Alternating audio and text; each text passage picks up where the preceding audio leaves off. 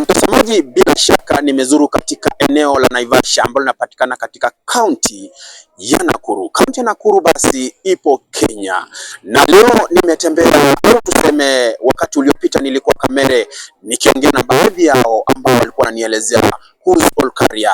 Bila shaka leo nimezuru katika mji au tuseme soko ya Karagita. Soko ya Karagita basi ukiangalia kwa mbali au kwa kina utadhani kuwa soko hii ni kubwa mno, utadhani kuwa ni county au tuseme constituency. Bila shaka mtazamaji, waje nikwambie kwamba hii soko ya Karagita ilianza wakati wa kitambo mno, na soko hii ilikuwa ndogo sana. Hata nimejaribu kuongea na mmoja au baadhi ya wengine wakinielezea kuwa wingi wa soko hili umechangia wafanyikazi wa maua, wengine wao pia wamechangia sema labda hoteli ambazo zinapatikana katika eneo hili ya Naivasha pia imechangia wingi wa watu kukua katika eneo hili, na hasa pia inasemekana kuwa ziwa la Naivasha limechangia watalii wengi kutoka ng'ambo au tuseme Australia, Wachina, wazungu, Wahindi, wote wamekuwa katika eneo hili, wamechangia soko hili kuwa kubwa mno. Wengi wao ambao wanajistiri katika eneo hili wamefanya biashara zaidi ya miaka 15. Wanasema kuwa kupitia biashara hii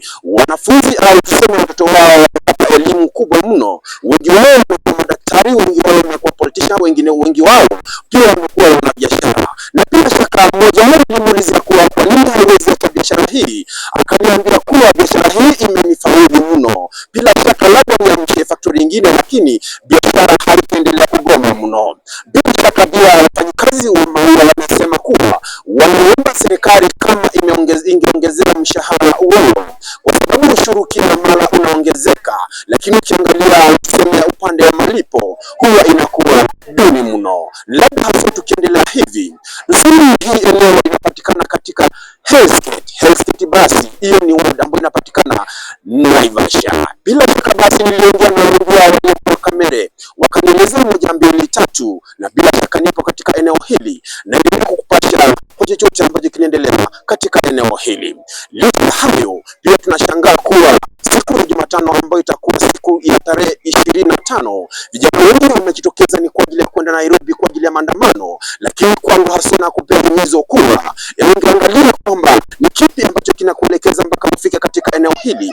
Wengi wao wamepoteza maisha yao, wengi wao wamepata ajali, wengi wao wamevunjika miguu, wengi wao hawaoni, familia zao wengi pia zimeanza kuombolezwa. Na pia kama mwenzangu, mimi nakupea tu labda nikwambie kuwa unaweza enda Nairobi pia ni kwa ajili ya maandamano, lakini haujui kipi ambacho utatokea. Na pia sasa unaangalia mheshimiwa au tuseme gavana wa Nairobi aliyekuwa na kuelezea kuwa iwapo magumu ambao atakuja kupikana na JNC, hiyo ilithibitisha kwamba mmoja wao alipatikana na kupigwa hadi kifo. Akajaribu kuelezea wananchi ya kuwa alipewa shilingi 1000 ili akuje afanye maandamano.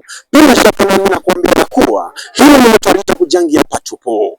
Iwapo uko na kazi yote ya kufanya, unaweza jituma ili kuweza kufanya kazi yako, mwisho wa siku upate pato lako. Na bila shaka pia wanamuuliza kuwa ziwa la Naivasha hili limechangia pakubwa mno, kwa sababu watalii wanatoka nchi mbalimbali au sekta mbalimbali wakija katika eneo hili ni kwa ajili ya kuogelea. Mwingine akaniuliza kuwa ziwa au Karagita Beach. Karagita Beach ni katika lugha ya Kimombo, lakini tukikuja katika lugha ya uhalisia hiyo inaitwa uvuo wa bahari. Uvuo wa bahari, wengi wao tuko na bodi ambao siko hapo kupitia kwa safari. Wengi wao watalii wanasema kuwa iwapo serikali ingeweka mikakati mikubwa mno, tuwe na barabara kutoka Naivasha town kuelekea Olkaria ama Kamere, ingekuwa ni vyema barabara bahari. Wengi wao kama tuseme wazungu wakija kufika Naivasha, kama kuna au tuseme msongamano wa magari ukiwa katika au tuseme foleni ikiwa katika maeneo ya barabara ya kuingia Naivasha, ingekuwa vyema katika bahari au tuseme ziwa la Naivasha liwekwe barabara kutoka Naivasha kuelekea Kamere, ndio itakuwa ni rahisi. Basi wengi wao kutoka kwenye magari sawa, ikiwa sana inakuanga Ijumaa tunakuanga na foleni ya magari sana katika hapa Naivasha.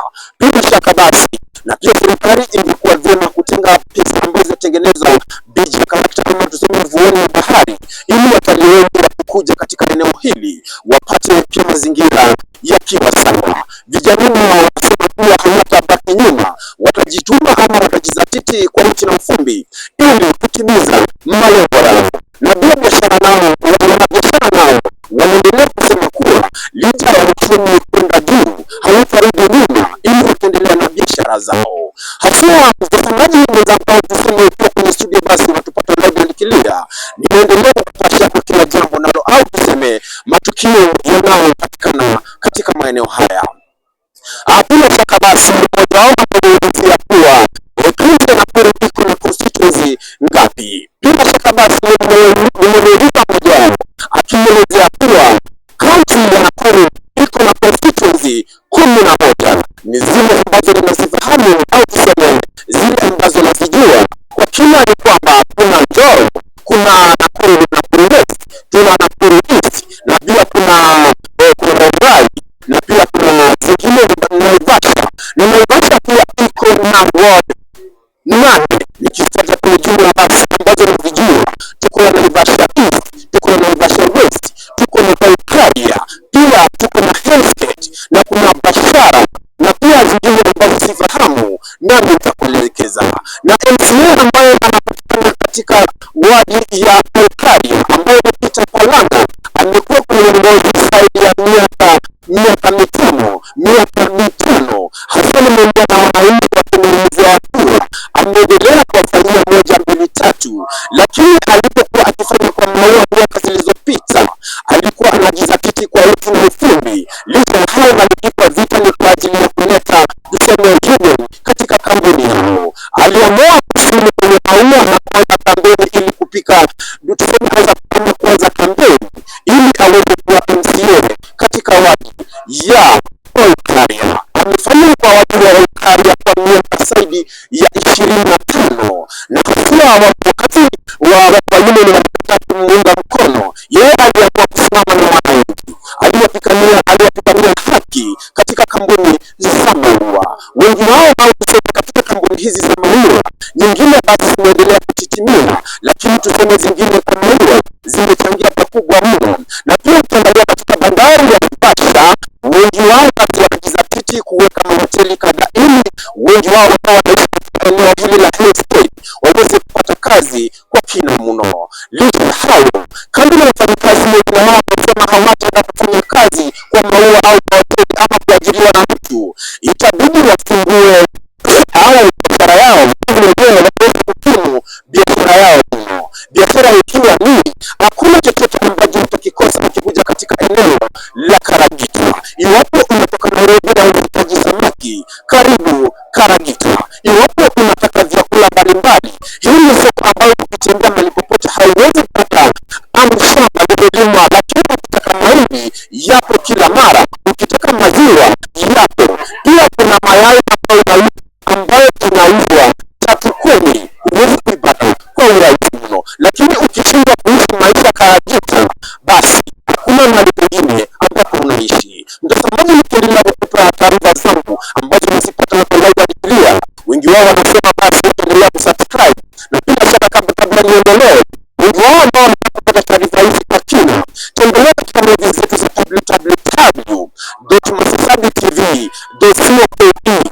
Ukienda TikTok basi andika Masasabi TV, subscribe, like, comment and share. Ukienda Facebook andika Masasabi TV, subscribe, like, comment and share.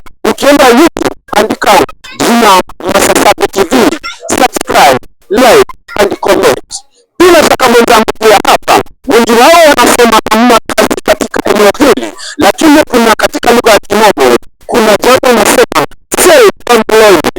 Kuna wengi ambao wanauza mayai, wengine wanatembeza mananasi, wengine wanauza opena, wengine wanafanya kila jitihada ili kuhakikisha wametimiza malengo yao. Na bila shaka nikiwa katika eneo hili nitaendelea kupata taarifa ambazo zinaendelea kwa kina. Mtazamaji, masaa haya yanaelekea pakubwa, na bila shaka tutakapopata nafasi nyingine tukija Mwenyezi Mungu au tuseme Mwenyezi Mungu akitujalia, tutazuru katika eneo hili na tutakupa taarifa zinavyoendelea. Bila shaka kwa yule ambaye atanipata kwa kina, basi tembelea katika mavizi zetu za Masasabi TV. Please subscribe, like, comment and share. Na iwapo kuna yeyote ambaye ako na talanta anaweza kuja kwenye nambari zetu 07165149, kisha umalizie 887. Mtarudia tena namba ya usajili ni 07165149, kisha utamalizia na 87. Mtazamaji, nikiripojia kutoka eneo la Parajita niite Masasabi, na kama unataka kutembea katika runinga zetu, andika kwa mtandao au mtandao wa kijamii wa YouTube jina Masasabi TV, subscribe ili na uweke kutana on notification so that anytime tukiposti video zetu utakuwa mmoja baada ya wale ambao watapata, kisha utazitazama kwa kina. Bye bye.